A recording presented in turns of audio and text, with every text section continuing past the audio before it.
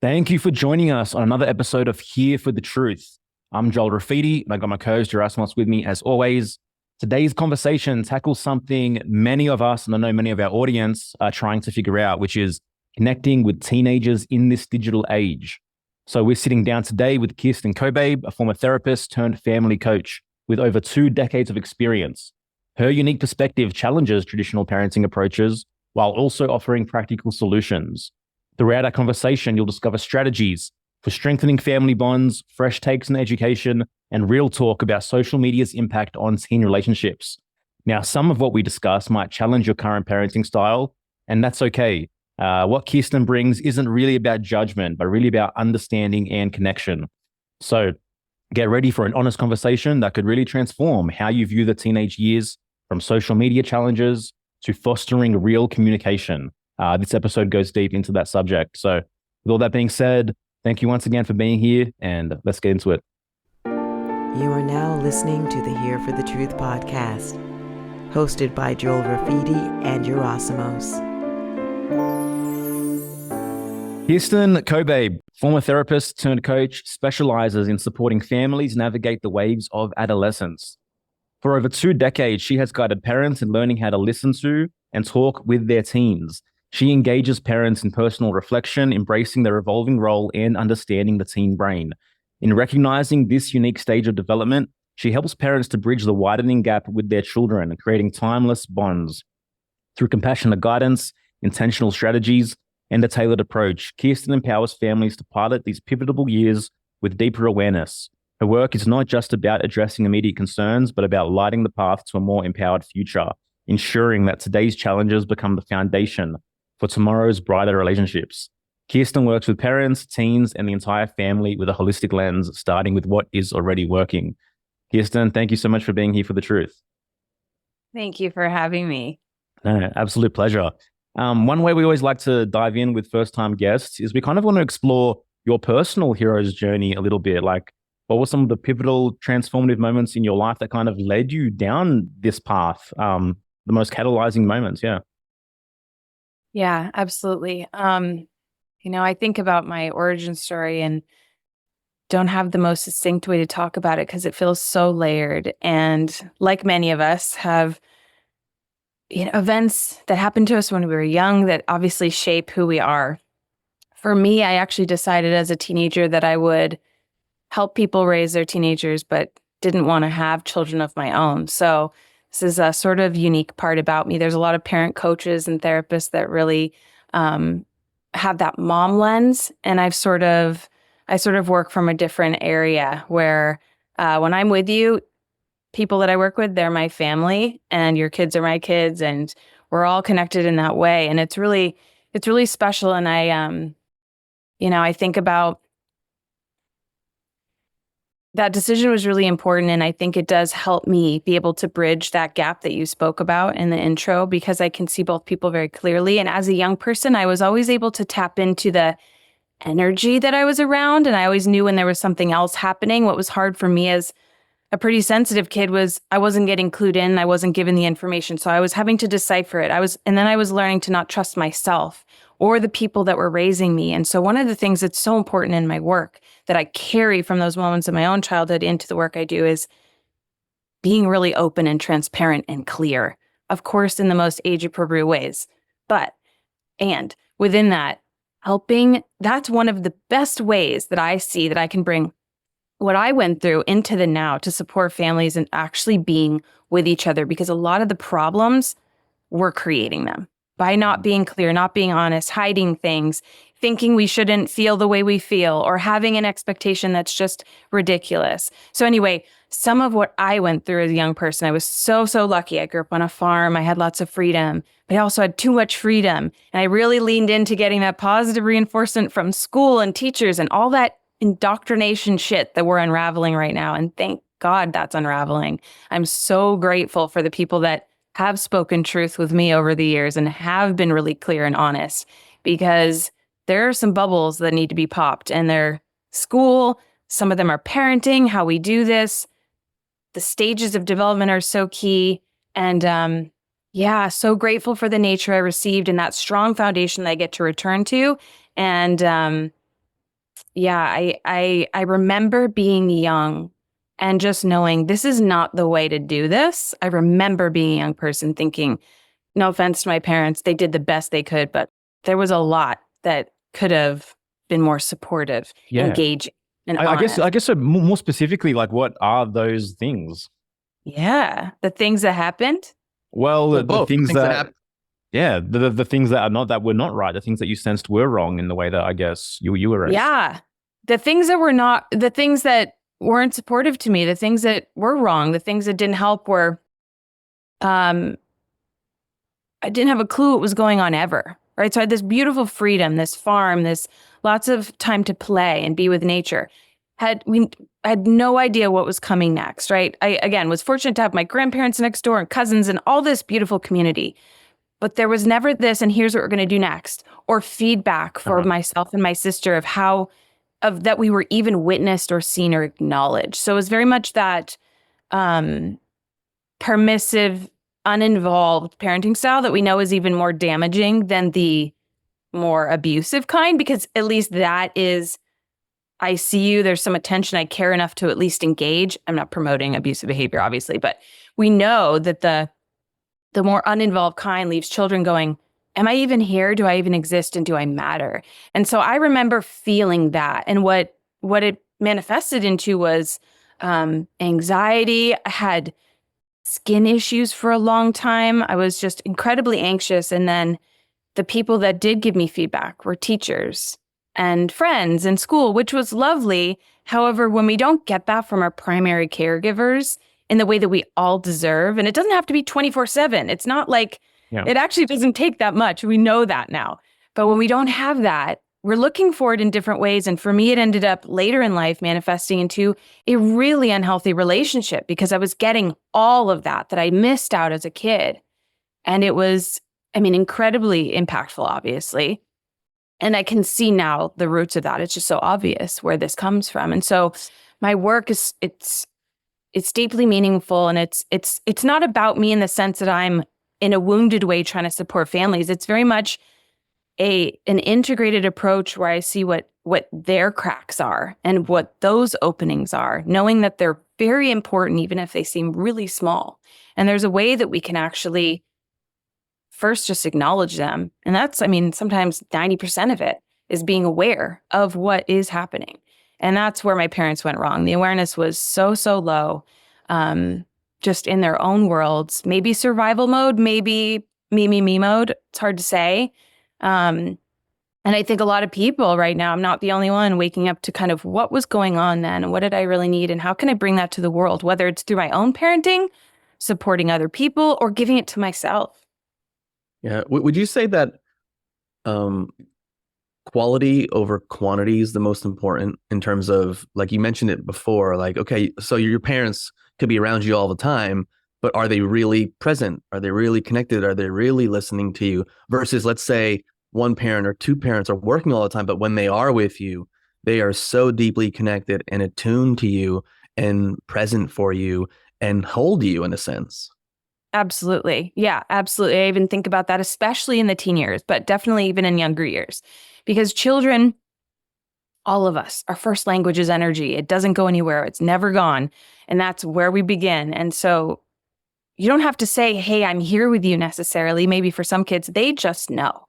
And I knew, and we all know, when someone's actually with us and when they're not. And yeah, it's not about 24/7 perfect presence. That's not what we're talking about. And I think people can get really extreme with trying to be perfect. And that actually just points to, the way a lot of us were raised, right? It's like having to be perfect. Where did that idea come from? That presence, though, is something that I believe we're all capable of. And yeah, it doesn't take that much time. And especially in the teen years, your kid's going to be driving off with their friends, doing their life. And so if you haven't gotten used to that concept, the teen years are really going to, reveal that pretty immediately for parents. Yeah. Like, what do you think is like the biggest challenges that teens are facing these days? Yeah, well, it's so interesting to think about what's going on with teens because I talk to both boys and girls, and the girls are like, they want the guys to ask them out. And the guys are kind of like scared to ask the girls out, it seems like. There's interesting, and I don't know if it's because of like all the social stuff that was missed over the last few years, but there is this like there's a little fear maybe of coming on too strong or getting in trouble. I know we have bashed the boys for now decades, and we're seeing the results of that, at least in my opinion. What comes when we say this group of people is wrong or bad or something, or should be different. And I wonder about that. I also know, they're figuring out obviously the tech stuff like all of us, and they're wizards. Some of these teens are just brilliant in that department, and thank goodness, because we're going to need them, right? We're seeing that now in certain areas of the world, how these young people are showing us the way. And I think there's this cloud above it of that it's just dangerous and horrible. And I don't agree with that. I think like any tool, it's how we use it, how we work with it. And so teens really need sound, sane, capable guides, parents, coaches, mentors that really get them and really see what's happening in the world. And that takes us knowing our blind spots, being able to unravel our own stories, take time to really be attuned, like you said, attuned to ourselves. I hope that attunement becomes more of a popular word and concept, because it feels significant. Yeah. To take a little, I guess, a step back, how would you describe your overall or general philosophy when it comes to working with teens and families? Yeah, my general overall philosophy is everyone's doing the best they can, and there's room to grow. And teenagers specifically, or children, are showing us where the work is and what needs to be done. This doesn't mean they're always right and you have to say yes to everything they want. I think people think that's what that means sometimes, again, because it's like very extreme way we tend to look at things, our minds going black and white. It's really just, can we slow down long enough? Can we stay curious long enough to actually see what's being said, what the message here is?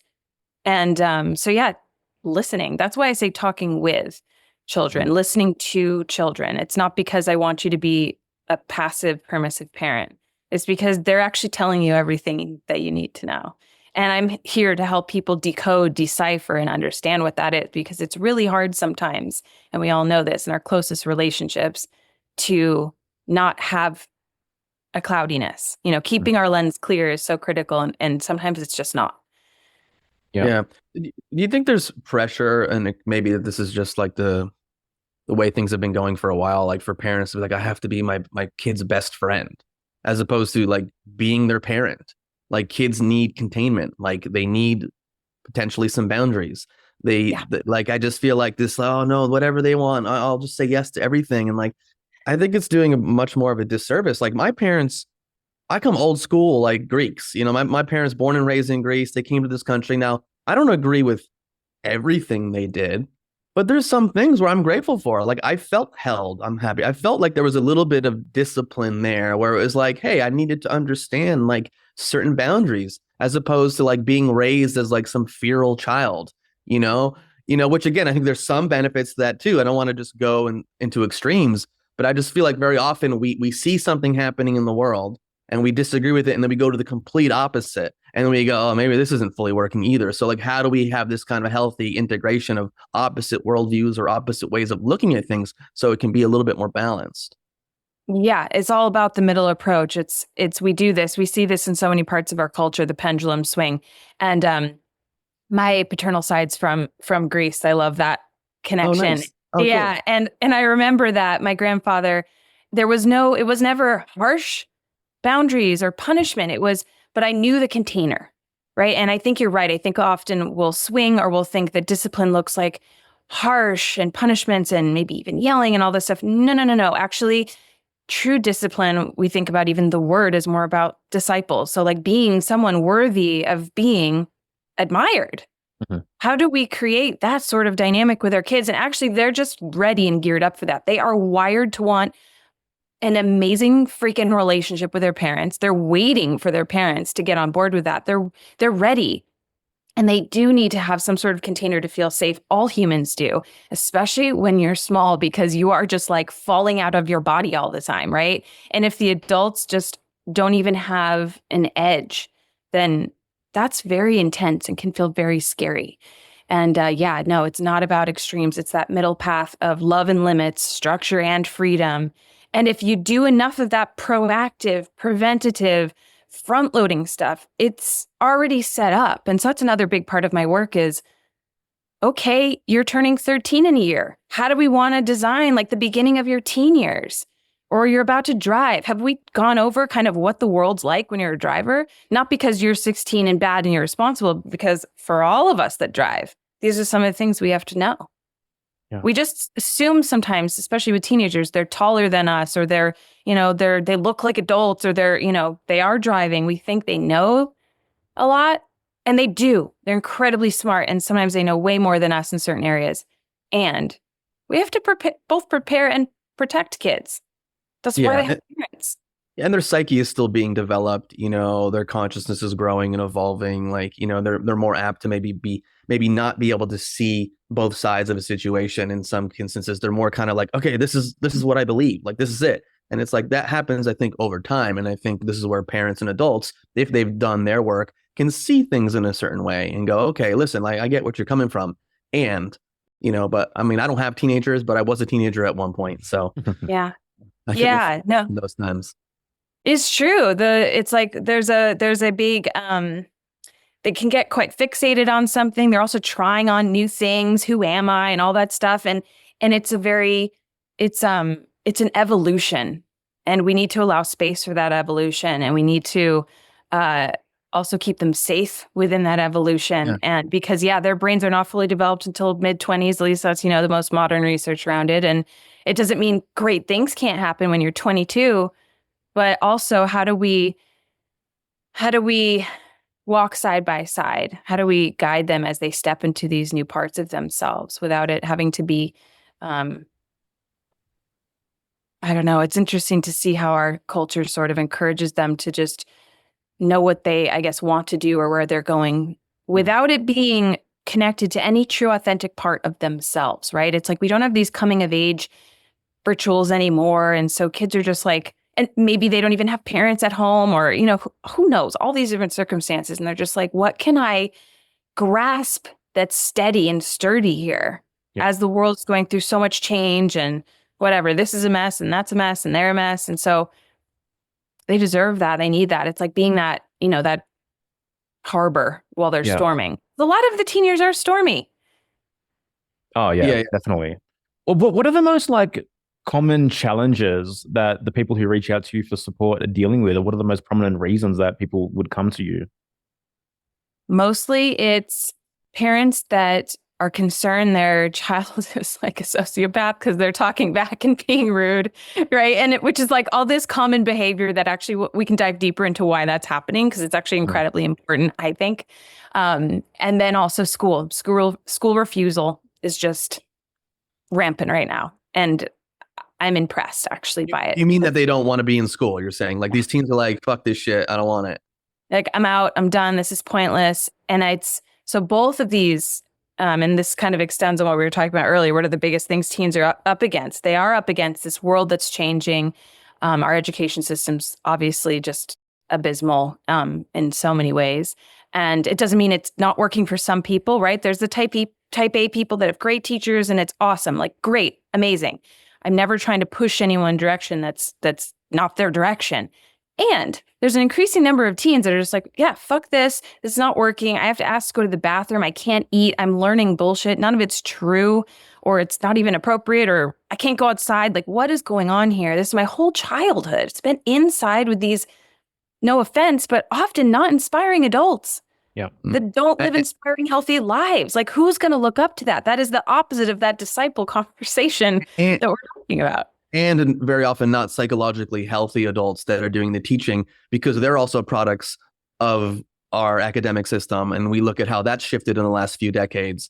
So again, the product that they're putting out isn't the ideal. And I can understand why parents would be like, I don't know if I want you teaching my child for 8 hours a day. Exactly. There's a lot of parents that are having the same experience of, I don't want my kid to go to school. And sometimes they have the kid that loves going to school. And so that's very interesting, right? Then it brings up this whole concept that you guys have been going on here about the truth. It's like, then we got to talk about how to stay safe in school. What's going on in school? What's the underbelly of it all, or the undercurrent, or whatever you want to call it? Because every school's different, but there's some stuff that doesn't make sense anymore if it ever did.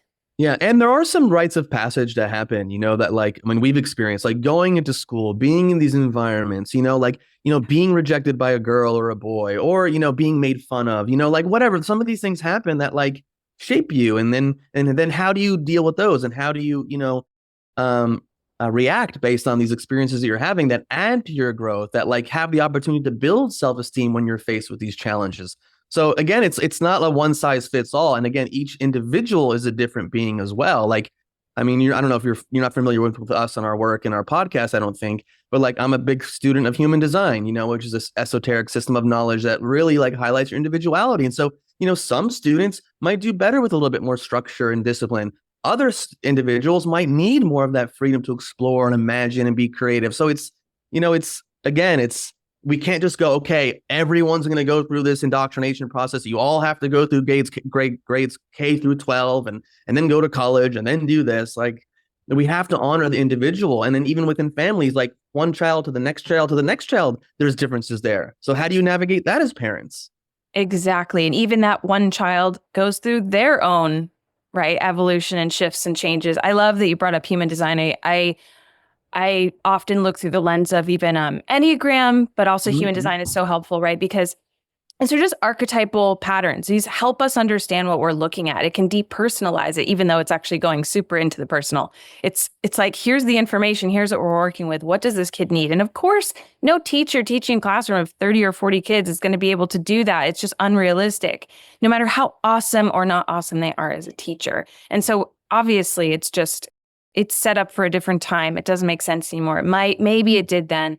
And we know that there's so many cracks and so many holes, and we're just struggling right now. And so I love when the kids love it, because great, you're in it, you're loving it, beautiful. And I love when they don't, because there's something there that's saying, this doesn't work for me, and I know what doesn't work for me, and I need to talk about it. And so I really encourage parents to just slow the F down, because the worst, they start thinking that kids are never going to graduate. They're going to be in my basement until they're 50, blah, blah, blah. That's just not where we need to go yet, right? They're just saying, I hate my teacher. Why do I have to do homework? School is pointless. And it's like, yeah, what's the most pointless part? What do you hate the most? What's happening with that teacher? And get curious, because actually you're going to find out there's really something serious going on they need help with, or you're going to find out they just needed to vent. And that's natural, because venting and complaining during the teen years is learning how to process one's emotions. And that's also an invitation to the parents to be with them. And that's what parents want. So take the door that's open for you. Yeah. It must be interesting trying to navigate that, if you're working with a family where like the kid is expressing obvious resistance to school and not wanting to be there, but potentially like the parents are like, no, you need to go to school, you need to stay in there. And also like from the parents' perspective, like they want the kids to be at school, they want to have more time for themselves, they don't want to be as hands-on or have to learn to be as attuned as I think they should be. And also too, not many people are in a position, like sometimes people are working, both parents are working, like they can't just be home with their children or spend more time with them. And obviously maybe a little different in the earlier years than when someone gets a little older and maybe has a little bit more agency, but still like it's not feasible for a lot of people. Exactly. I mean, and we know where this came from, right? It was at one point, I grew up on a farm. I was born at home. Thank God I have that type of foundation for my system, because of other stuff kind of not working out. But we know, if we think about even generations ago, that was a bit more normal. And not saying it's the right way or the only way. I'm just talking about what worked for me. And then dads leave the farm, and then kids leave, and it's all getting separated really early. And we know that some separation is super important during the teen years, of course, because it's differentiation and they're having to go off into the world. And that's why we had coming of age experiences and hunting and all that stuff. But wow, it starts really early now. And there's a big disconnection. And it's like, no wonder we're having to figure out how to reconnect and repair and reparent and all of this stuff, because it's very disruptive. And I don't blame anyone for it. It's the situation we're in, and it's what we've created. And I think we're starting to create something else. And yeah, I mean, I know plenty of people that are, small schools, big schools. There's all kinds of options popping up. But even that, I think what we even want to just spend a moment recognizing is that we can talk about this in a way because we've clearly at least thought about these things and have these varying perspectives. for some parents, they haven't even thought that there's another way. There's just this one way, like you said earlier, and I did it and it worked out fine for me, or whatever that story is. And that really can cloud our ability to be curious and listen and attune to what we're hearing, to what our child is saying. Because again, they might still want to stay in high school. There's plenty of teens I know that are like, I hate it, but I don't want to leave. I love my friends or whatever. And so it's not always this like dire scenario.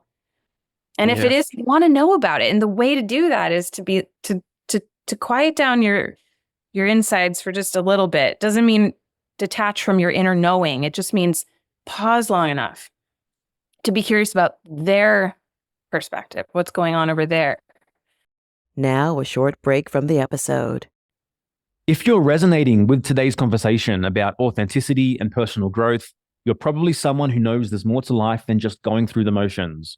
And that's why we created Rise Above the Herd, our signature 10-week transformational program. Through our unique approach that blends shadow work, nervous system regulation, human design, and so much more, you'll develop authentic self-esteem, embrace your inner hero, and transform your relationships from the inside out. You'll experience 10 powerful integration sessions with us, plus 5 specialized nervous system workshops with Dr. Sophie Fletcher, 3-time previous guest, and Yerasimos' wife. Working in an intimate group setting of like-minded individuals, our comprehensive approach has guided over 120 graduates through profound personal transformation.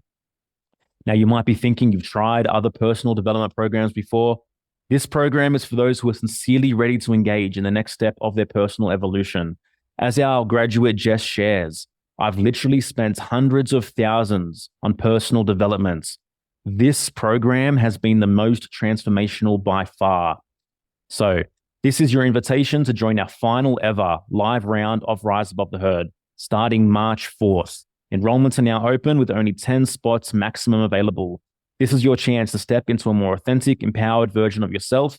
You can head to hereforthetruth.com/Rath, RATH, to secure your spot and begin your transformation. Back to the episode. It's kind of interesting because I'm trying to like think back with everything that I know now and everything that I've learned. Like would I have personally have wanted anything different? Like, I don't know. It's hard to say, especially with my parents. Like, you know, they're loving, amazing humans, and I felt protected and safe, but they weren't the type of parents that were like, we're going to tell you how it is to be in the United States, in the 80s and the 90s and how to live. It was just like they provided a foundation, and I had to kind of figure things out for myself. And then there's aspects of high school. I enjoyed my experience in high school, and everything was perfect. But it's like what would have been the alternative? Like, would I have just like started working and traveling even younger? I don't even know. Like, what are the alternatives for like teenage years? That people are kind of exploring, that you're finding that maybe aren't going the traditional academic system or going to high school or whatever. Yeah, well, some kids are choosing Mackenzie Price. Do you guys know her work? 2-Hour Learning or Alpha Schools. Mm-mm. She's amazing, and there's various other schools like this. I particularly enjoy her work because it's 2-hour learning. It's not 8-hour, 7-hour days, and it's engaging, and it's actually working with AI tutors, if I'm remembering correctly. And so these are kids that want to be doing this type of schooling. These are kids, they're leaving high school with not only a diploma, but like a documentary with 50 million views or something. So they're doing what they love, and they're having fun, which is actually what learning really is. And they're moving their bodies, and they're not even necessarily on their phones or social media. Yes, it's tech oriented because of, again, if I'm understanding correctly, the AI tutor part, but it's very different than someone just doom scrolling or hope scrolling or whatever you want to call it. They're engaged in what they want to be learning about and bringing into the world. And I think that's wherever we can find that for our kids, whether it's in public school, private school, charter school, alpha school, homeschool, what is their thing and what can they bring? If it's authentic, it's going to work out. We know that. Yeah, that's kind of where I'm at. Like, the most valuable things I learned in my life was simply a byproduct of pursuing my interests, of just having the creative freedom to be left alone and to do what I want to do, Yeah. But the problem for me is that from such an early age, like when we create, so many rules and limits and et cetera, like within the child, there's like this antagonistic mechanism with like, oh, is it wrong to pursue my interests? Is it wrong to spend too much time just figuring something out, or going after my desires, or like, but this can happen in so many subtle ways that aren't even directly related to vocational aspects. Like, when we have strict limits on TV time or food or whatever it might be. I'm not saying that it should be absolutely nothing, but it's interesting how quickly kids then have that inner tyrant that's like, oh, you need to slow down, you need to stop, you can't have too much freedom, you can't have too much space. It starts really early. It's like, no, don't go over there. Be careful. Slow down. No, no, no. It's really, really early. And there is that messaging. And so how can this is where understanding the developmental stage your kid is at is so crucial. Expect your toddler to just run off in that direction or fall on the floor and say no. Expect your teenager to question you and be like, why? Why do I have to go to school? Why anything? Why everything? I mean, that was kind of how I was. No one ever answered my question. So it's like, I'm committed to helping people find these answers in their families because it helps. In my view, that desire to question is ultimately what's going to lead the individual to success, in questioning the status quo, in questioning what everyone's telling them is the correct or the right way. Like, if you look at all the most successful entrepreneurs, it's because they dared to question, they dared to risk.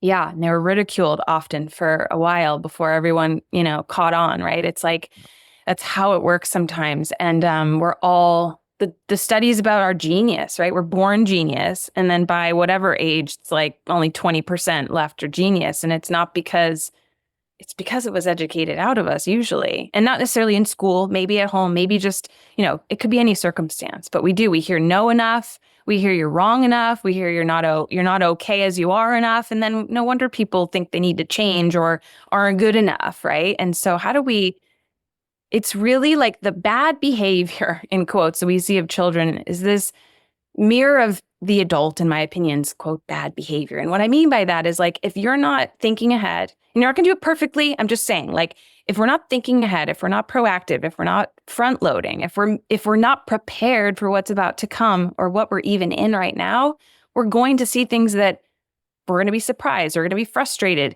And so get ahead of it and play with that, right? Because this is a dance. And like I said before, all your kid wants is to have this awesome life and relationship with you. And if we take that for granted and we don't get that, they're going to eventually be like, never mind, you don't get it.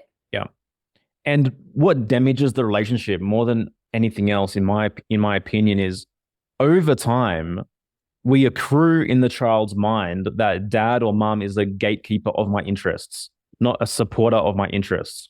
So this is someone who limits my freedom. This was someone who limits my creative potential. And so that just erodes this relationship over time. Like, why would I want to let dad in? Why would I want mom to like know about this, et cetera, et cetera?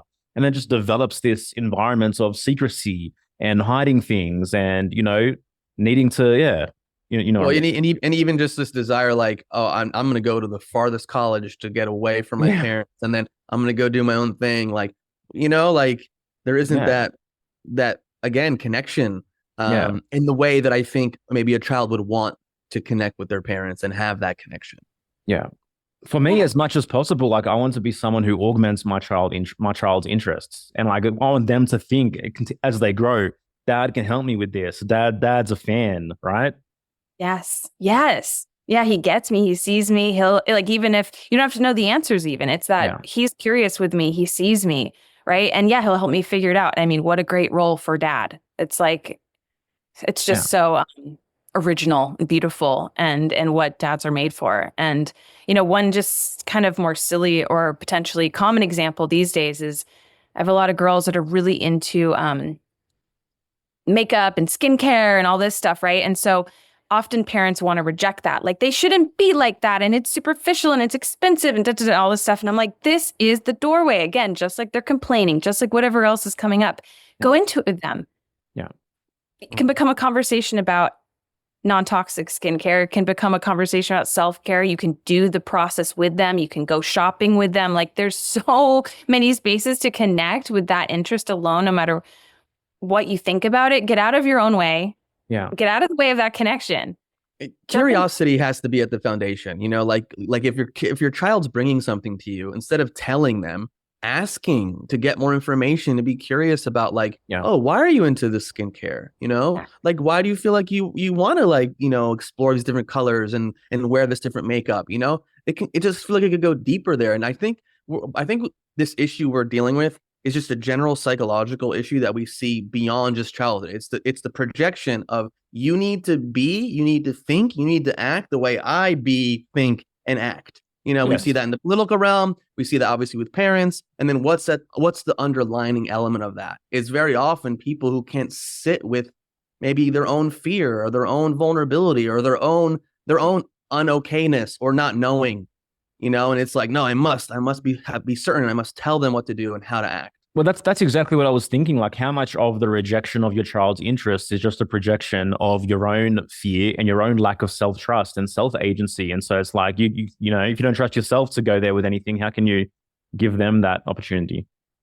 Right. Even something so seemingly little as, skincare can become this big thing because of all of that you just said. Yeah. Or Yeah. also too, like if you're a parent and you're not in touch with like your emotions, I mean, feel sad or to be vulnerable, to cry, like, you know, then when your child expresses it, you go, oh, no, you don't need to be okay, be happy. Don't, you know, like, here's a tissue, like wipe your tears away. You know what I mean? Like, as opposed to just being there and go, because the parent knows, oh, internally, like, I feel sad sometimes. I know this experience. I don't need to change anything.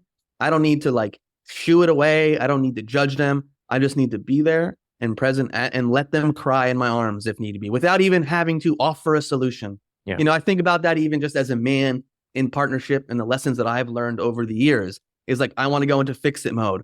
I want to go into tell you what to do mode. And then there's times where it's like, I just have to tell myself like, shut the fuck up, Yerasimos, shut the fuck up, Yerasimos, shut the fuck up, Yerasimos. And I don't do anything. And in my mind, I feel like I'm confused as what to do, you know? And then the next day or later that night, like, you know, like a former girlfriend or my wife will be like, thank you so much for just being with me. Meanwhile, like what's going on in my head is like, I want to tell you what the fuck to do. I want to give you the solution. I want to give you the answer.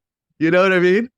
It's exactly that. It's exactly that. And when we can be present with someone, they are invited energetically even to be present. And that is what's calming. It's not when someone says, calm down. It's not when someone says, don't be upset or here's the answer. No. There's no bigger trigger for me than when someone tells me to fucking relax or to calm down. It's the worst. You know, like it's pretty much you're saying you can't have the fucking experience that you're having. You can't. It's not okay. Whatever experience you're having. And that to me like gets me. It gets me too. And this is, just relax, bro. Just chill. Chill, bro. Chill. This is what bugs teens so much, right? They come to their parents or their adult or whoever it is, and they're like bringing all this energy, and the adult's like, stop. Don't be in your experience. Or like, and I can't handle it. So not only does it say you shouldn't be having it, it's also saying, I can't handle this. I can't hold this. And they're not going to keep bringing stuff to you. And that's all parents want, actually, really deeply, is to have that sort of dynamic. And all the stuff you guys are talking about, this is where the work is. Because if you can't just be present in that moment and be with it, that's literally all that it is. I mean, the conversations I get to have with teens every day, it's about boys and parties and drugs and homework and all the things. And if it's not an emergency, and when it's a freaking emergency, we know it's usually not an emergency. And actually, by just leaning into whatever they're telling me about, we end up in conversations where they're wanting to know how to stay safe. They're wanting to be empowered. They're wanting to have my wisdom and insight. But I'm not pushing that, and I'm not leading with that. I want to understand them. And when they feel understood, then they want to understand things more, themselves more, the world more, other people, other perspectives. But if we lead with that and we push that, they're going to reject it, because in the teen years, there's something called counterwill that's happening. And anytime there's an agenda, teenagers are like, no. And I love this about teenagers. I think it's a safety mechanism. I think it helps them question, stay safe in the world. And if you're a parent raising a teen, you want to have a good enough relationship and rapport where you have that influence and you can like lock eyes and be like, when it's actually an emergency or when they really do need to just believe you on something, right? Mm-hmm. You want to have that too. And there's a way to create that. It's totally possible. I have that with the kids I work with. They know that we don't lie. We don't hide things. It's all on the table. It's all okay. How do you deal with and maybe this shifts as the person gets older into their 20s, like you're not getting what you want from your parents, and like they're not going to change their parents.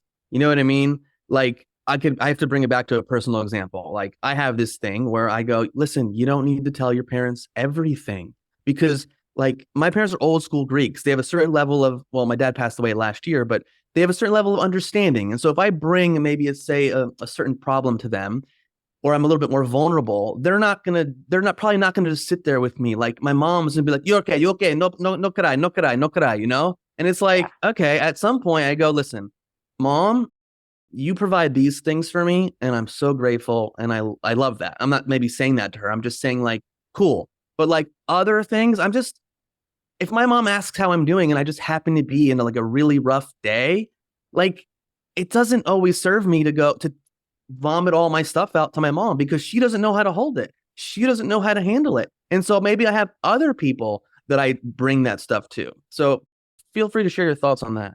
I mean, yeah, same. It's what's coming up for me. I'm thinking of many personal examples, and I imagine when people listen to this, they will too. What the best case scenario is, we are more mature than our parents. That's best case scenario for the world. And same with the next generation. And like their, floors are ceiling or whatever. So that's best case scenario. And just like with everything, because there's like all of the sides to it, or, lots of perspectives and realities. There's also the sad side, the shadow side, the tricky part, which is, damn it, I can't tell them certain things. Yeah. Like we're never gonna be in that place in this department together. And accepting that is not always easy. And I think it just requires another level of growing up, because we do come into this world thinking, wow, my parents are gods and they know everything and they hold the keys to everything and et cetera. Our survival is dependent on them. It's this whole thing that when we grow up, we realize there's people, and they did their best, and maybe I needed more, and I'm going to give it to myself. And I can respect where they're at and where they're probably never going to be. And I'm going to, and so then we become, right, the answer and the adult. And then we hope that in some way, that our children have that same experience, but also maybe it can be better than that. Maybe we can have both.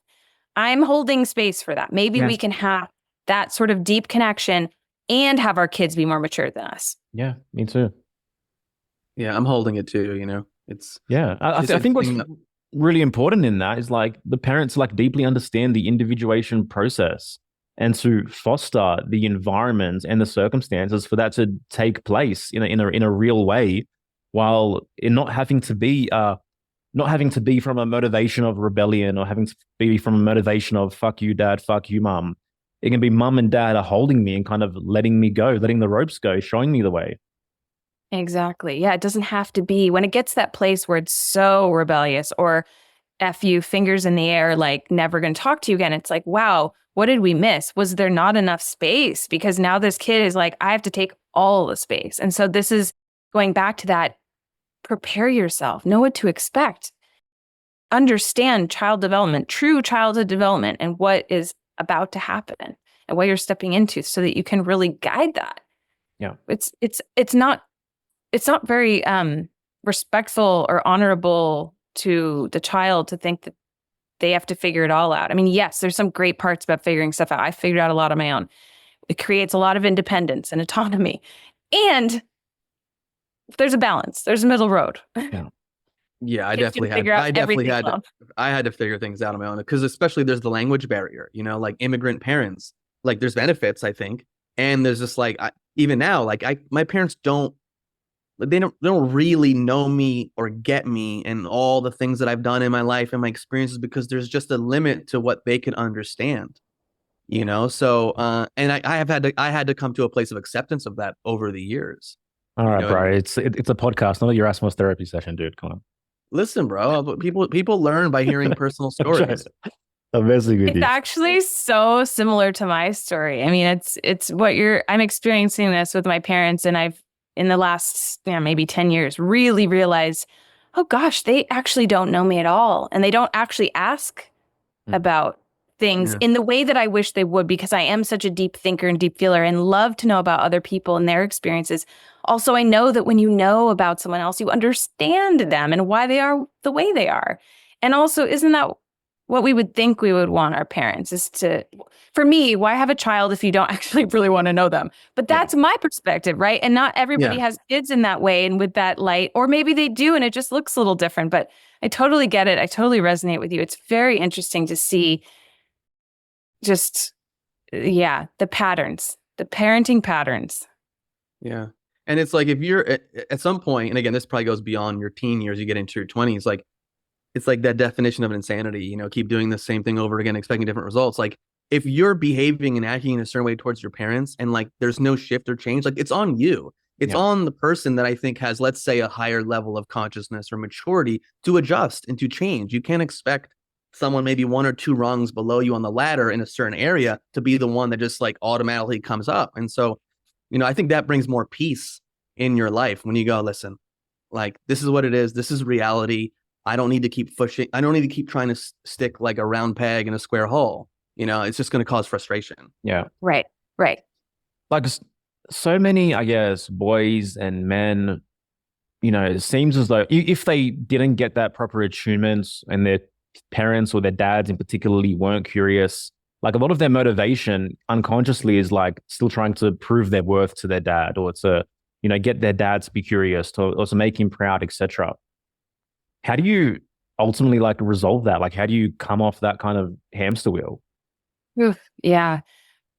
Well, I want to just say that our society talks a lot about how important moms are. And I'm really, really glad about that because they are incredibly important, obviously. And I also think that there's space for us to really honor how important dads are. And so I'm glad you're bringing this up. I mean, if we even just look at who's in jail, right? They either had no dad or not a great relationship with their dad. And so the role of any parent, every parent is so critical. Girls too, right? They just want to be seen by their dads. We all just like want to be seen as good enough. And so is your question, how would one, or how do I work with teens around that? Or how might one kind of navigate that?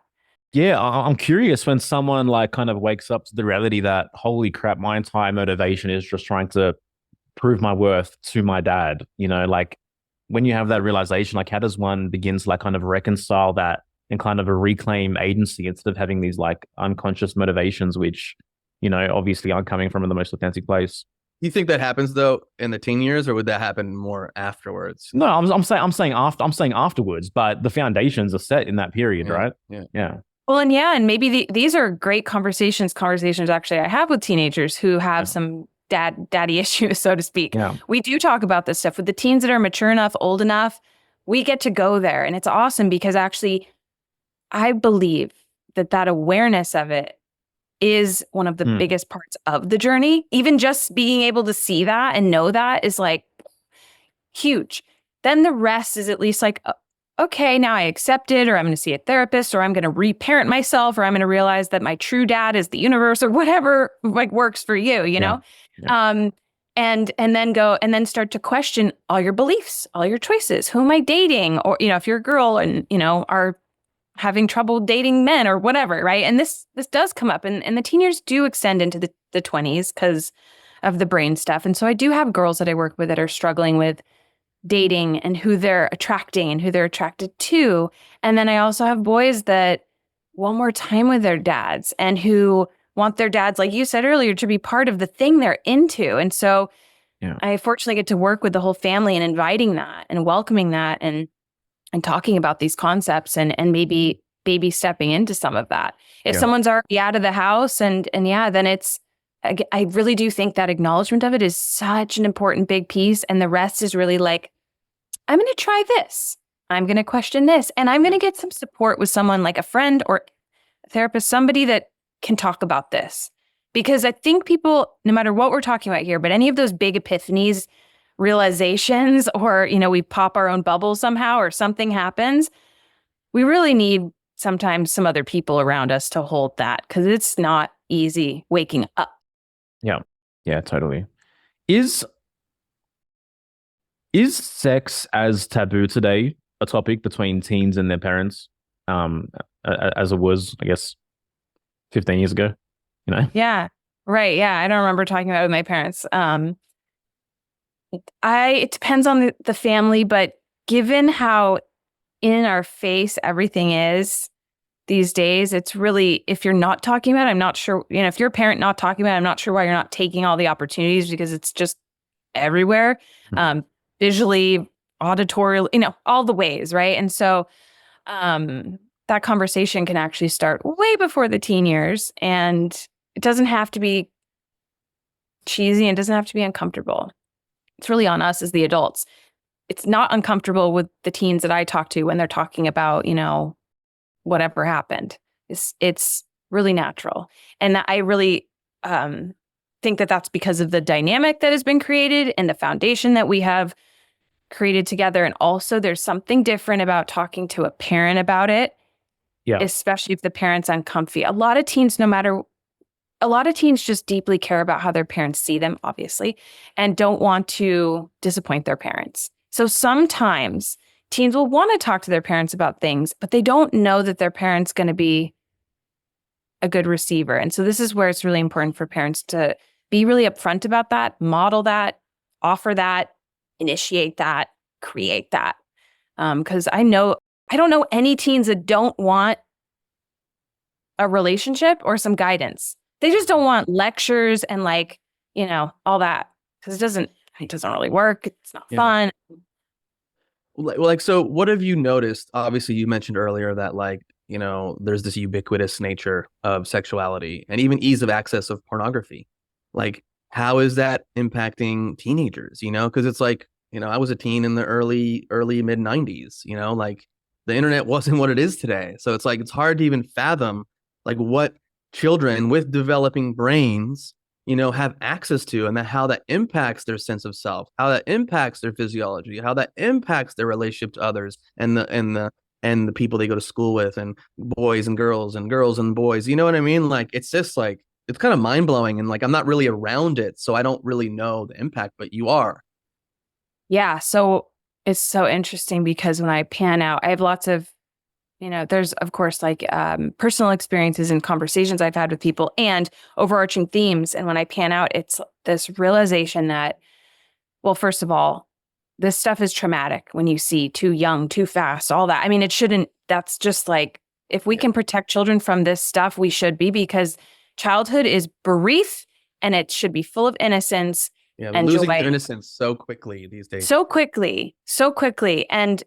And that doesn't have to be the case, right?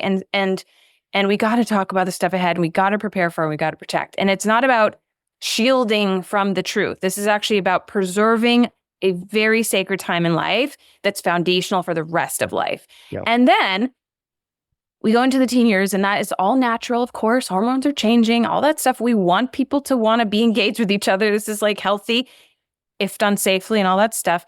So what I see, what I'm trying to get to, is that this reality with social media and pornography and all that, the more male perspective is if you see that and you have that, you have that experience and you have that release, that's the kind of goal in a sense. Not that that's the only goal, but I'm speaking kind of biologically here. Yeah. And then for the girls, it's more about the likes, the follows, the attention. And so these are things that boys and girls used to do more with each other.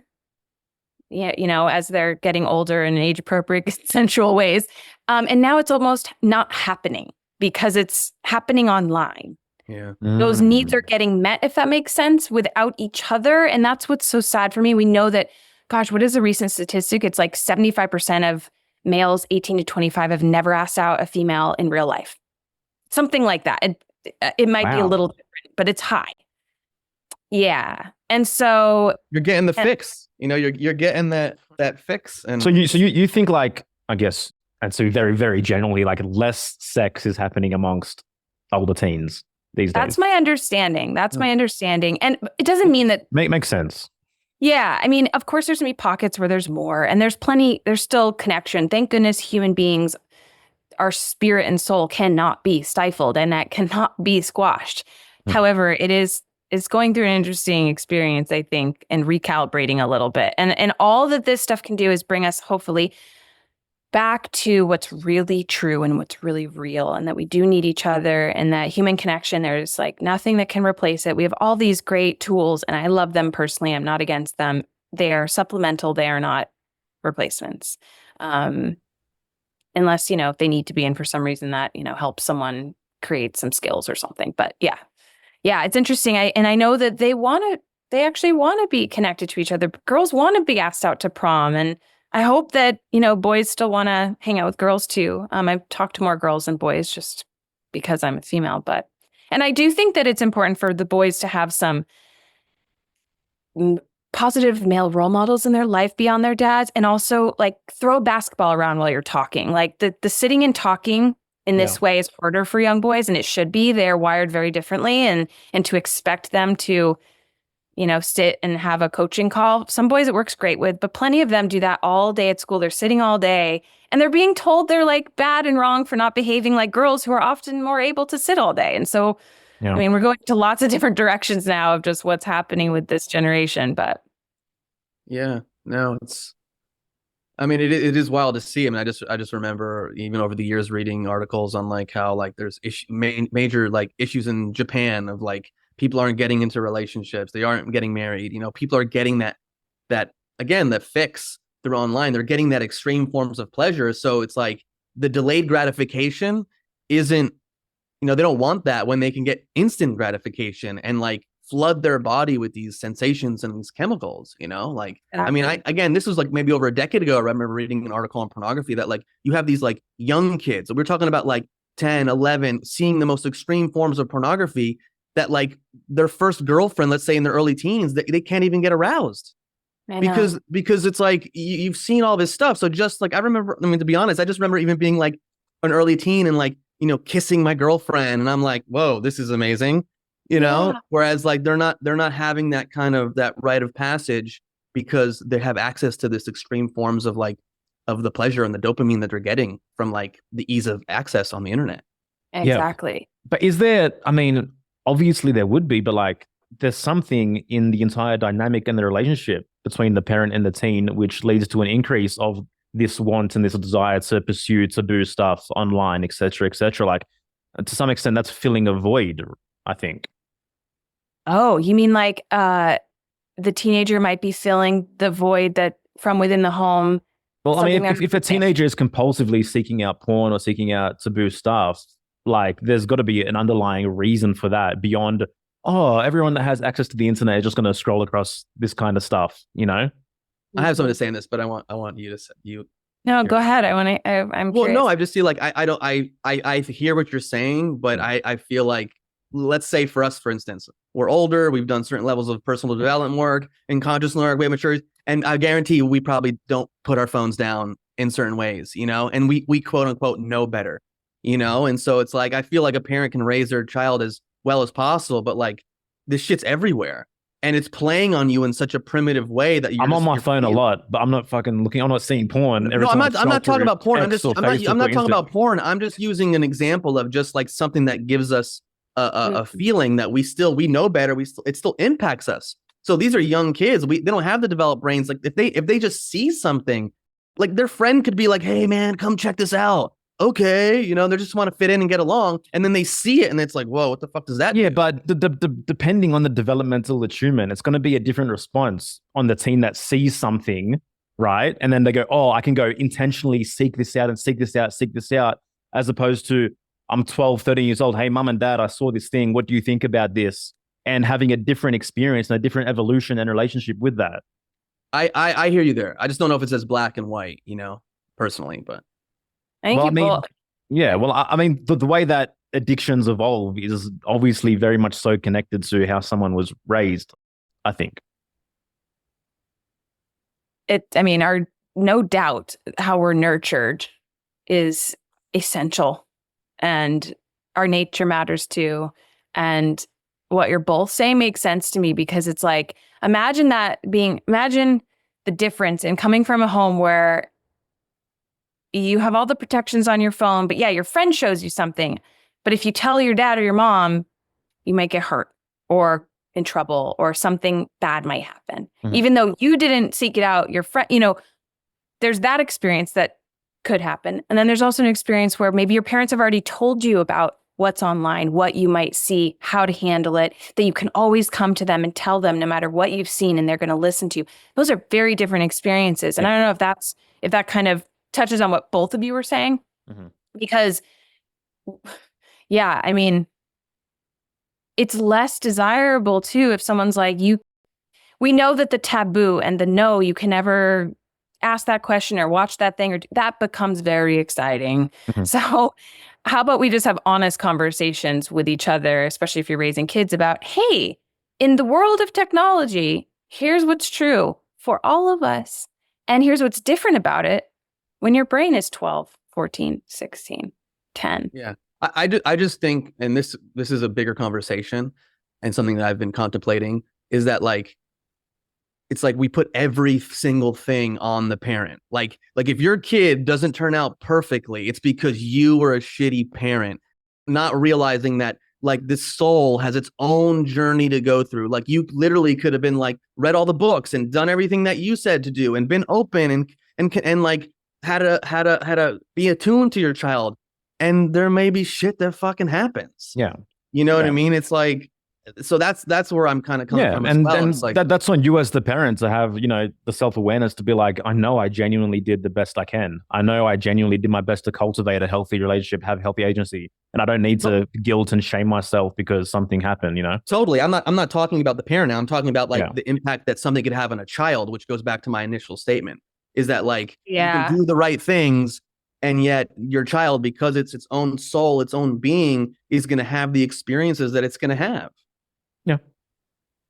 I was thinking something similar the other day, sort of shower thoughts about how the reality that it's like both with regard to you, they're being your children. It's this concept of these are my children. And that is true. They are legally yours. You're responsible for them. They are minors, all that. And then there's this, are they ever anyone's?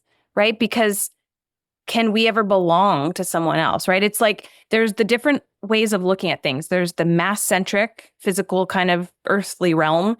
There's the energy sort of one. And there's like the super spiritual perspective. And it's like, no, we never really belong to anyone. I am on my own journey. I am my own soul. And then there's also the, hey, I'm your parent and I'm taking care of you for X amount of years. And so it's when we can know that all of those ways of looking at something, someone, a dynamic, an experience exists, it can bring some dynamism and some, maybe some peace or some grace or some clarity, because they're all true. It's like what Joel said before, the peace, that's from the parent side of things. I think it could provide a little bit of peace because you can easily fall into, but I checked all the boxes, I did all the things, and yet, my child's dealing with chronic anxiety or eating disorders or whatever. And it's like, man, like there's, and it's not. I mean, again, I say this as someone on the outside. I'm not a parent, maybe one day. And so it's more just observation. And it's never about shielding your child 100% from adversity, from challenges, from their own personal rites of passage. Like we know that that's absolutely essential, at the same time. And, we all have our unique challenges, I think, based on our, the unique reason that our soul is here. And I think that's one of when we grow up, we aren't blaming our parents or our circumstances. I even think about it for even that's why my origin story sometimes is hard to describe, because there's things that were frustrating for me. And I know that I was needing more information, more connection and all these things. And I also wonder, like, did my parents try to do that in the way they knew how? Did they try to keep me away from that bad relationship, but I don't remember? I mean, what's their perspective? I have asked them. I would love more information. It's still the same sort of pattern, but I think about it from their perspective too. It's not like, oh, it's all their fault. Yeah. Because also they probably feel like they really tried to, get me to where they wanted me to be and keep me safe. I imagine they really did. And their version of it is so different. There's also the deep subjectivity of memory, like are our memories exactly how things were? Are they based in reality? I mean, that's a whole nother conversation. No. Hell no. No. People can't agree on stuff 5 minutes after the event happened. Yeah. Like how you can agree on something 10, 15 decades ago. years after. Like, it's like essential for us all to question everything, especially ourselves. And not that we don't trust ourselves, but really just to go, kind of Byron Katie style, right? Is that 100% true? Mhm. Do I know that that is completely true? And usually it's like, no. Yeah. And then what's the fine line between like that and like gaslighting yourself? Like I have Right. this felt experience where I don't trust mom, I don't trust dad. I feel like there's rupture there, and then exploring that. Exactly. Welcome to being human. Yeah. Right? It's such a trip. It is. It's like a psychedelic journey, especially if you have a kid in front of you. Oh my God. Like that is just it's just everything. It's a whole new level of it. I mean, not that other things can't provide, the same sort of intensity. I really, truly believe there's lots of versions of this. And it's such a mirror game if you have a child in front of you. Yeah. Yeah. Do you, because earlier you said that you don't have children or you don't have teens, or just to be clear, I don't have children. Do you ever get any pushback? Because I know it happens often, like, oh, well, why should I listen to you? You don't have any kids, which I think on some levels there can be some truth to this. Yeah. But at the same time, like observation is observation. Like having a certain level of knowledge and being able to have a bird's eye view can provide value. So I'm curious your relationship to that you've got from people. Yeah. Well, I grew up, I mean, I got that message of like, you're going to be the best mom a lot when I was a teenager. And my mom played the other balancing aspects of, you don't have to have kids for me, make it through your 20s. And so I got like these very intense messages that I was just navigating as a very young person. And I've always loved children. I've worked with them since I was a child. I mean, I started mentoring teenagers when I was 18 and their parents. Oh, so I was definitely not a parent then either. And so it's very interesting because it's been a calling for a long time. I've worked in with families individually in that way, summer camps, hospitals, jails, I mean, all kinds of places. And what I will say is, just as a side note, if raising a child meant you became enlightened or wise, we would have a lot more wise people in the world. Having a child doesn't mean you automatically know everything about children. You do have a very, very specific and important and irreplaceable connection with your kid, even if it's not perfect, which none of them are. And so there's something special there. For me, I personally can tap into this might be a little too woo-woo for some people, but other maybe lifetimes or parts of me that did have that experience. In this lifetime, it's very important for me, and there's a sacred contract that I made that I would not do that in this lifetime. And the way that I was going to show up was for parents and their kids, because there's another sacred role of auntie, especially in the Hawaiian culture and many other cultures where everybody needs someone else. And there is a different perspective that can be brought in, and it's not less, it's not more, it's different. And so I'm able to see the parent as a complete whole person and their child as a complete whole person, and where they can overlap and where there's gaps and where there's strengths. And I don't get pushback partly because I have a lot of success with the families that I work with, and I do have these insights that really often surprise them and are incredibly helpful. I would not blame anyone, though, for not wanting to work with someone that didn't have kids. Like, I can understand that perspective. Like, hey, you have no idea what it's like to X, Y, Z. And that's true. In this lifetime, I do not. When I was a nanny, I remember there was one day I worked with both the girls, and in the day and the night. So for like 30 hours, these were amazing angel children. Easy. So lovely. I was all wiped, you guys. Like, I don't know how parents do this, especially in 2025. It is unbelievable what is on their shoulders. And same for their kids. So much is on their shoulders too. And it is just unbelievable to me. And I'm amazed every day. And if I can support easing that or holding it to create some sort of togetherness, that's the best thing I can do with my energy and insight from my perspective. Yeah, no, thank you so much for sharing that. Yeah, it's a good question. I mean, it's a different experience if you're a parent on the planet. It just is. Just like when we say yes to something, we're going to say no to something else. Same with buying a house, not buying a house, whatever partner we marry, we choose that direction, and it does look different than the other one. Yeah. But I mean, personal experience is one thing, but at the same time, like, you can have the education, the knowledge, and personal experience in another way, obviously not having kids, and provide a lot of insights. It's not. What's so fun, for me is I've helped people raise, I don't even know how many teens at this point. So I have this very this array of different kinds of teens. And so I've got these patterns, like you said, that I've seen that are throughout all the teens that I've been able to help parents raise, for a lack of a better word. And then also these really unique experiences where I'm still part of their lives and they're now 28 and have a kid of their own. Yeah, it's amazing. I want to ask you this, like, I haven't been to your website or know like the testimonials, but if I were to line up like 50 of the people you worked with, parents and children, and said, hey, what do you think of Kirsten? Like, what would they say? Like, well, like, what are your favorite things about her? Or how did she support you and how did she change you? I don't want to say how did she change you, but how did she help facilitate more growth? Yeah, I have a whole section of my website, one of my websites, parentingwave.com, that has like this wall of feedback. And a lot of it is it's weird to say so I feel like I'm sort of propping myself up, but what the feedback is like, you're magic.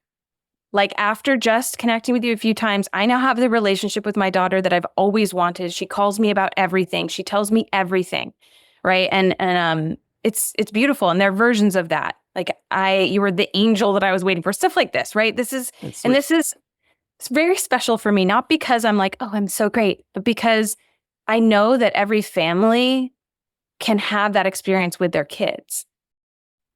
And I want that for them if they want it for them. I'm never trying to push anything on people. But if they want it, they're ready. I am so on your team. Yeah. Amazing. What are some of the actionable things that I guess parents with toddlers can take now to kind of prepare themselves to, have the best foundation for future teens? I love that question because the teen years are like the second toddler, right? It's like you get the second chance. But if anyone listening isn't quite there yet and you are in kind of the first chance, love this stage because it's this first round of individuation in a way, right? The tantrums, the no, the let me do it, and let them do it. They want, or like they want to wash the dishes with you, spend the hour instead of the 15 minutes if you can, and do that with them, because they are very soon not going to be wanting to do dishes with you or do dishes at all. They're not going to be tugging on your shirt and they're not going to be following you around. It's a very, very quick stage and it's a beautiful one. It's full on. I mean, I nanny toddlers and I've spent a lot of time with them. And if it's all you're focusing on, it can be so much fun. If you're multitasking and having to do a million other things, it gets really, really hard. Yeah. This doesn't mean you have to be a stay-at-home, work-at-home mom. It just means when you are with your kid, be really with them, be all in. They want to show you the bug, the stick. They want to walk slow. They want to sit down on the sidewalk and have a tantrum. Let them have that process because that's their curiosity. The tantrum is them learning how to feel big feelings. Let them have that process. It's going to serve them later. Yep. Don't shut it down. Hold space around it so they don't, die in the street. Yep. But yeah, that's some of the advice I would give to anyone in that stage. Yeah, it really is such a sacred time. I've got 3 daughters, 6, 4, and a couple of months old. Basically a newborn. And it's just like, I can't even begin to imagine what it would be like when they don't want to follow me around, when they don't want my attention, when they don't want to tug at me, when they don't want to show me everything. It's like, it kind of made me emotional hearing that because I kind of tacitly presumed that would be forever. And I kind of hope it is. It might be. Maybe I'll be able to cultivate a relationship where they always want, dad's curiosity. I think that it's possible. And the reason I say they won't be doing that is because it does change. Yeah, of course. And it is still there. And so it's like the nuance, like we can actually move away from that black and white. And there is that space to create where they're going to come home and want to tell you about the thing that happened at school, or they'll want to show you their prom dress or whatever, right? That is totally possible. It'll just look different. But I have no doubt that you will be able to create with your 3 daughters versions of that, especially as you're just in it now. Yeah. Aware now, doing it all now. Yeah. Hey, bro, they love your hip hop album now, but in 10 years, they're going to be like, I don't want to listen to that, Dad. Like, there's this new person, whatever the current version of Travis Scott is or something. No, it's just all remakes of 90s music, which I love. Oh, me too. I love the 90s. I'm an 80s, yes. 90s guy. Yeah. I was born in I'm 40, so Okay, I was born in 1980, so yeah. Nice. Yeah. Nice. I'm 34, just to add to the mix. You're young.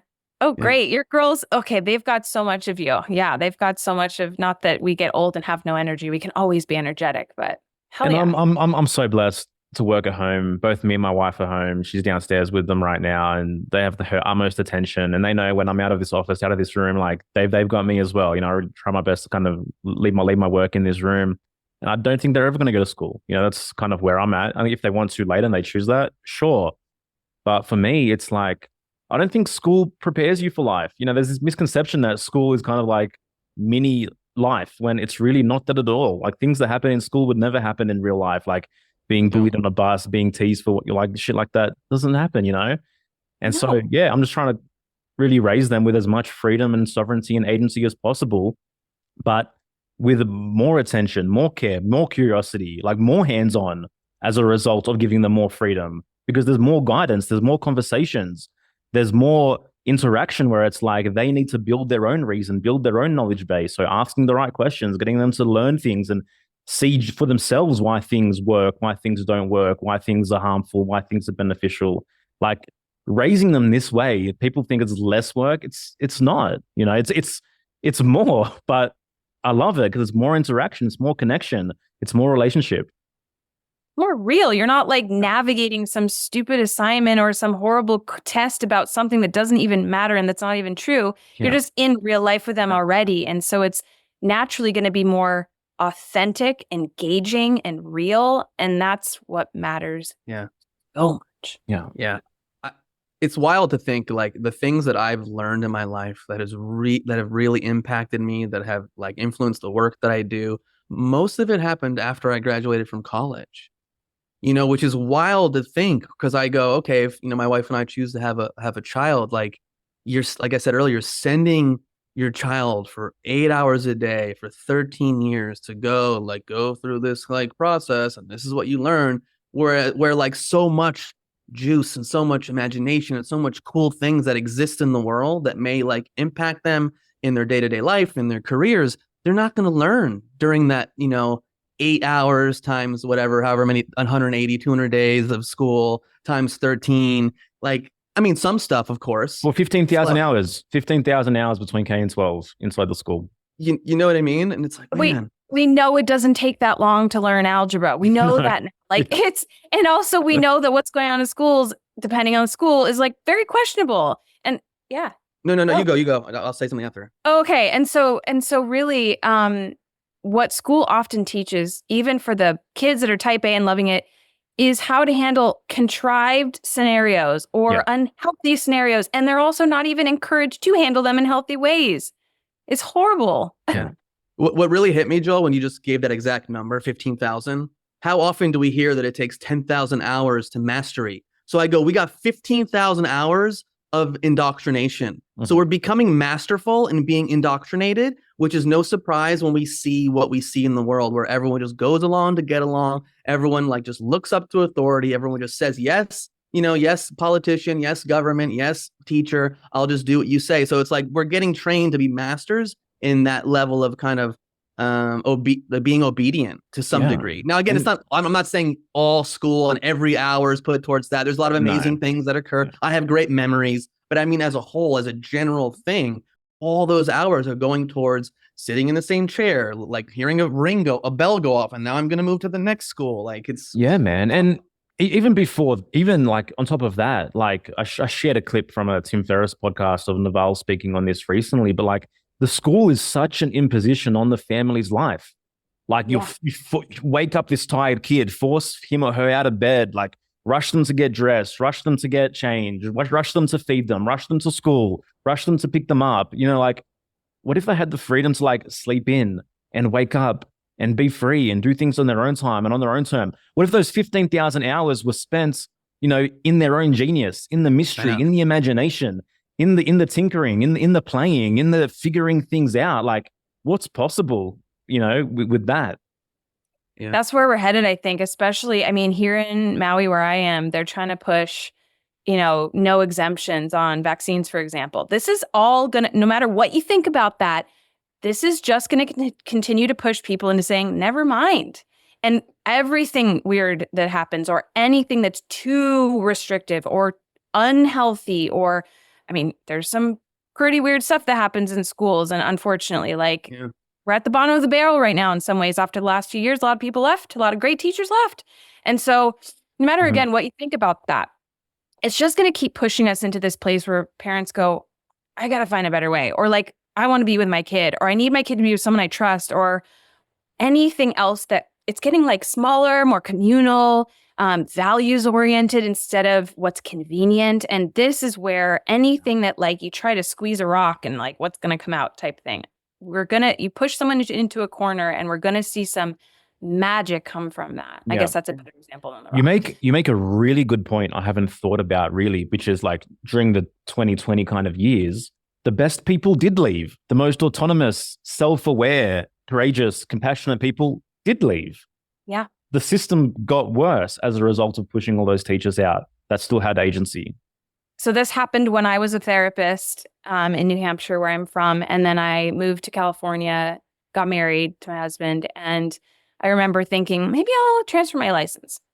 California wanted me to go back to grad school and do everything again.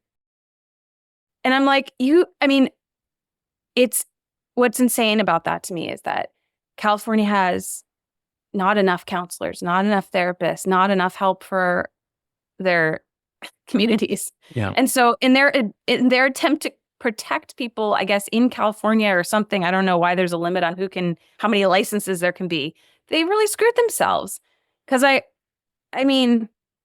anyway, so that happened there, and we're just going to keep seeing that. And it's incredible. Like the more squeezing, the more crunching, the more cornering, we're just going to see more magic come through. And that's why we're seeing.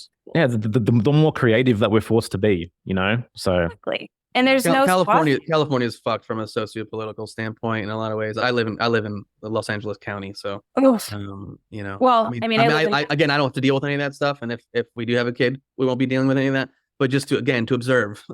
Same. No, I'm in Maui, and we've had similar things happen over the last couple of years, unfortunately, in our counties, and there's a similar governmental sort of situation, and it's not necessarily like a side thing. This is just like, hello, things are not working, and we've had these horrible things happen, and we're seeing kids really, really pay for it. I mean, we know that we're not ranked very high anymore if we're going back to the school piece of it, and it's partly because not only are like the systems and the programs not working, they like change them every 2 or 3 years, and it's just a mess.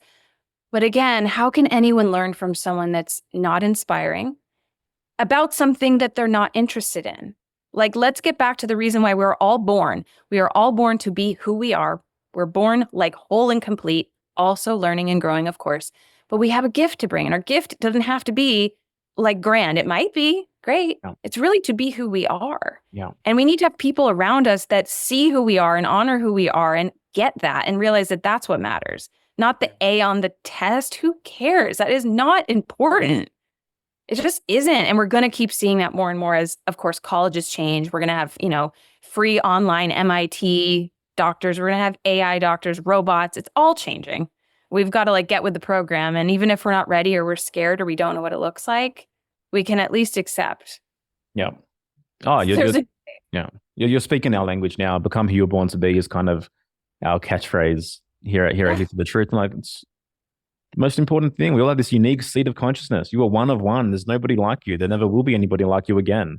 So how do you nurture that? Especially as a guide. Exactly. And if I went to school forever. I went to college for 7 years. My unraveling of the indoctrination was like dying. And that's why I think a lot of people do not do it, because it is that painful. It actually feels like the end of the world, and you feel like buried, alone, suffocated.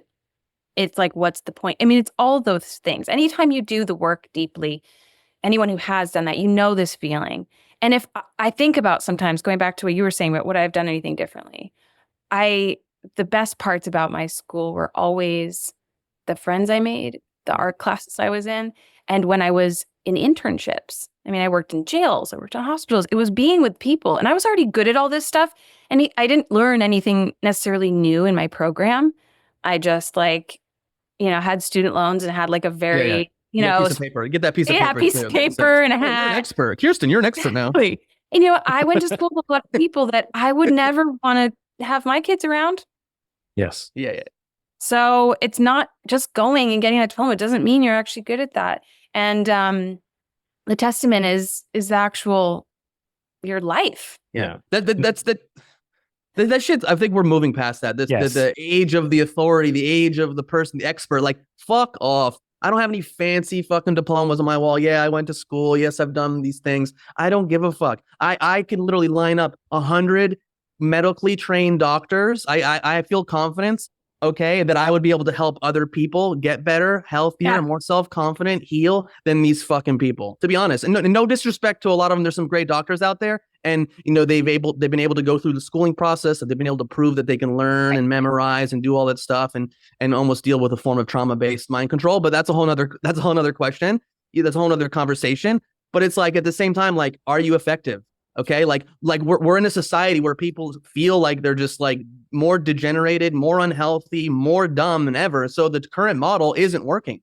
Yeah. Yeah. When I was working in community mental health, it never felt like that. There were like plugins in the bathroom. It was just so unhealthy. But the doctor on our team, he would drink coffee and Dunkin' Donuts every morning, and was like, had other issues that you could see physically, I will just say. And I remember too, not that was the only thing, but that was alarming to me. And then I also remembered my clients who we shared didn't tell him anything. Mm-hmm. And they told me, you're either effective or you're not. This is where we're coming to. That's you it. either are authentic and people resonate with you and they're like, oh my God, I love this person. I resonate, like they support me so much, or not. I don't think it fully matters what letters you have after your name. And the best helpers are the ones that help people, that support people in realizing that they are the ones that know themselves best. Yeah. I will often be in session with parents and like, what should I do about this? And I mean, I definitely have some ideas, and I can quickly tune in, and I'm like in their home. Like I can see it, I can hear it. It's a beautiful experience. And sometimes that's relevant, but often I'm like, well, what do you think is happening? If you could do it again, what would you do different? What do you think it's like for your kid? And the insight is absolutely amazing. And I do it not because I'm trying to not work or help them. I'm doing it because I actually want them to stay connected or reconnect to that part of them that does know their kid, that does have the quote answers, and that knows something. And that and to realize they have that. There's confidence in that. And it doesn't mean we always know everything. It doesn't mean we don't need support. I'm also there for that. I'm like, let's brainstorm, let's dive in. And I do that too. But there's also space to remember that. We all have that. And we do need each other. It's both. Yeah, I hear you. Yeah. But like, there's no guru. It's not outside of us. No. I feel like the best teachers, like you said, like we've been talking about here, are the ones that like guide you back home. Guide you back home to yourself and understand the miracle that you are, to be like, to have agency, to have self-ownership, to be self-responsible, whether it comes to your education or the work you do, or even just understanding your body, your physiology, and going like, I don't need to outsource all this stuff to these people that are put on a pedestal that aren't really helping people to a certain degree. Obviously they are in some cases. Like I'm not totally against the allopathic model, but totally. I'm not talking about that here. I feel like I need to throw that disclaimer out there, because someone will be like, oh, how dare you? How many lives have been saved by modern medicine? I have had an experience where my life was saved by modern medicine, and I'm so grateful. There's a few things where it's like, yeah, for sure. And for this overall general well-being, this is what we're talking about. Yeah. And you guys might like Physiology First. And if anyone listening wants to check his workout, so good. Cool. So good. It's all about this. Let's teach kids now about their physiology, how to breathe, how to regulate. Moving their body is important. Like, this is our responsibility. And it's actually like an honor if you think about it. Oh, yeah. Yeah, like think about the education system, grades, kindergarten through 12. Are we taught about this, our instrument, like our bodies, like really, like how they work? What is our nervous system? I mean, I think little programs are coming in, and, people are teaching children, about, maybe meditation and emotional regulation to some degree. But generally speaking, I didn't learn any of that shit. It's like I said before, I learned so much valuable stuff after I left the academic system. Me too. Yeah. Like how much is like really like fostering the reality that you exist in this living, walking miracle, this super fucking machine that still no one properly understands. Like, what a gift, even just to have this experience right now. It's incredible. It's Yeah. absolutely amazing. Even my tiny little example of like almost getting sick on Monday, I like minded my way out of that. Like we have incredible powers in this self-containing, self-healing suit. Yeah. And yeah, the kids that are in my world, they want to talk about working for themselves, the dreams they have. I asked a boy the other day, like, if he could do things. He's like, I'm okay, it's fine. Like he's like managing school stuff. And I'm like, if you could do anything differently, like, if it could be your dream scenario, what would it be? And it wasn't like I know what I'm going to do yet. I mean, he's young, but he's like, I'd be outside and I'd be building. And it's like, yeah, this makes so much sense. This is just like what we're made to do. This is back to basics. Yeah. Think real quickly too. Like I've had multiple conversations with people over the years where it's like, I didn't go to college. I started working at 18 and they're in like such an amazing position. Like they have savings, they own a house or whatever, if that's your thing. Yeah. They're not 250K in debt. And again, it's not for everyone, but like you said, if you're someone who's like, man, I just want to learn a trade or I want to build with my hands, like you could get started on that early. Yeah. At 15 years old. If that's what you want. Yeah. Absolutely. Yeah. There's so much space for that. And there's actually a need for that. We know that there's like a great need for people with real skills and trade skills and building. Even if we have 3D printing machines making super cool homes, which we do, and if that becomes more popular, we're still going to need. I think that all of this, my husband's in AI stuff, so I'm like deep into that world too. And the more that that's happening, it just shows how precious the human version is too. Like someone's going to pay top dollar to have an architect or a stained glass designer or an original human painting. Like this is only going to become like more valuable, right? Oh, and totally. So there's no loss here. It's just let's raise the bottom to a better, more healthy place and then evolve from there. 100%. In the long term, I think it can only make humans more creative. And it can only increase demand for human creativity. And like whatever needs to be made redundant, it ultimately needs to be. Like I think, it makes us more efficient. Yeah. Totally. Let's like raise the bar in all the ways, like our health, our time, our safe, healthy lives. And then hell yeah, let's like do what we're here to do, which is like have fun together. Yeah, for sure. Really. I mean, I know I'm all for that. Yeah. What's so hard for so many parents is like they're so tired. And actually, so is their kid. Yeah. Teenage brains, for anyone with a teenager listening, they need 8 to 10 hours of sleep. Sometimes they need like 11 or 12, depending on the kid and how much they're growing. The amount of growth that is happening in their brain during the teen years, if we could like magic school bus into it, would be like, holy shit. How do they get up at 6 a.m.? I'm amazed by my teenager. I hated it. My sister had to pull me out of bed. I mean, I couldn't do it. And it makes sense. We're not supposed to get up at 6 o'clock in the morning unless the teens that do that really well are the teens that are on a mission and are doing what they want to do. They will get up at 6 a.m. for something they believe in and they want to do. We all will. We know we have more motivation when we feel connected, meaningful, purposeful, and on our path. Yeah. But what's happening now is teens are so sleep deprived that we're seeing actual health crisis because of that. Yeah. That's a big part of it that I think we're starting to talk about more and to recognize. Some schools are starting an hour later or whatever, but it's not enough. Their brains need sleep. We are obsessed about our infants' sleep and their naps and their toddlers. What happened to the teenagers? They need it too, and they're going to be much more pleasant and much more fun and much more able to just function if they get their basic needs, minerals, sleep, connection. Yeah. Well, I mean, again, it's the problem of the imposition of the school, right? Like it doesn't allow for them to have 10, 11 hours sleep, especially like they want to start exploring the night. They want to fucking stay up way later. They want to play the video game until 1 a.m. They want to, write the song, play guitar, like whatever. Like you can't do both. And if you do both, you're going to be completely depleted.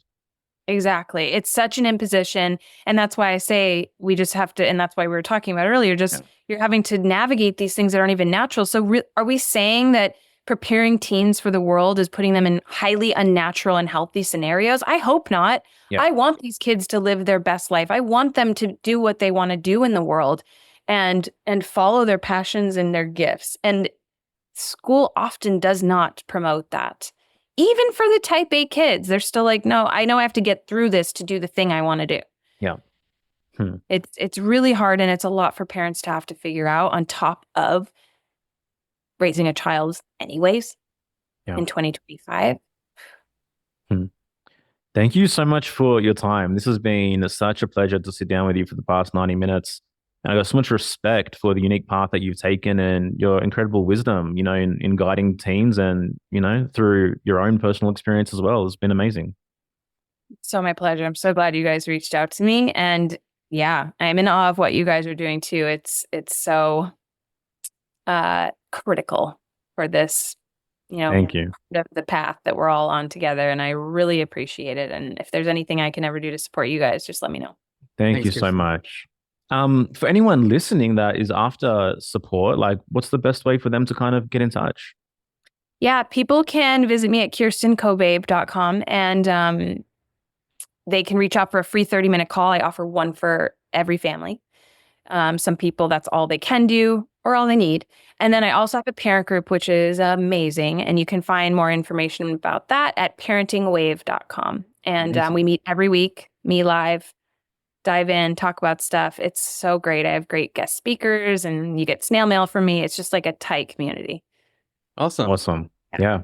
Well, so awesome to connect. Maybe we'll do it again in the future. And everyone else, thank you so much for listening. Take care. Thanks, y'all, for diving deep with us and Kirsten today. These conversations about authenticity and transformation, they're not just theoretical. Ultimately, they're an invitation to examine your own journey. Speaking of which, if you're feeling called to take that next bold step, our foundational program, Rise Above the Herd, is opening its doors one final time. And like Joel and I have said multiple times before, this isn't just another course. It's a 10-week immersive experience where theory meets practice.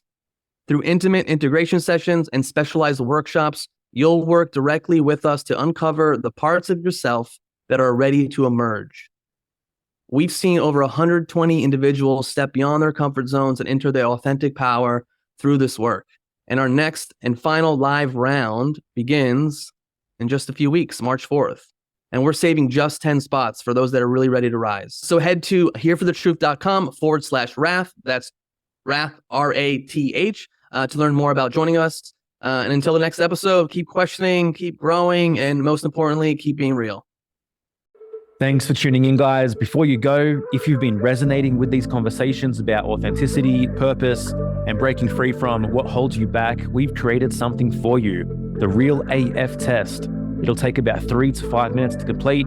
No fluff, just the truth about where you really stand. Are you real AF or not? You can take the test at herethetruth.com. There's also a link in the brief below. And once you complete it, you'll receive our guide, the 10 Commandments of Being Real AF, along with insights to help you break free from what's holding you back. Until next time, thanks for being here for the truth.